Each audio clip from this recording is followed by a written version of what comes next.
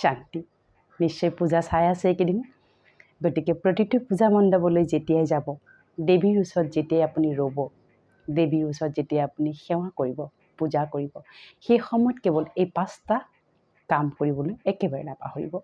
প্ৰথম হৈছে যে সেই আত্মা, সেই মহান দেৱী আত্মা, তোমাৰ ওচৰত আজি মই মোৰ ভিতৰত থকা সমস্ত নেগেটিভিটিক স্বাহা কৰিছোঁ। সেই দেৱী আত্মা, মই মোৰ জীৱনত চলি থকা সকলো দুখ কষ্ট পীড়া হতাশা তোমাৰ ওচৰত স্বাহা কৰিছোঁ। সেই দেৱী আত্মা, মই তোমাৰ শক্তি অনুভৱ কৰিছোঁ। মই তোমাৰ শক্তিৰে শক্তিবান। সেই দেৱী আত্মা, মোৰ পৰিয়ালৰ সমস্ত দুখ সুখ পীড়া যন্ত্ৰণা সকলো মই তোমাৰ ওচৰত স্বাহা কৰিছোঁ। মোৰ পৰিয়ালত থকা প্ৰতিটো সম্বন্ধ একত্ৰ মই জ্ঞানস্বৰূপ, আনন্দস্বৰূপ, সুখস্বৰূপ, দিব্যস্বৰূপ আৰু পবিত্ৰতাস্বৰূপ। সেই দেৱী আত্মা, মোৰ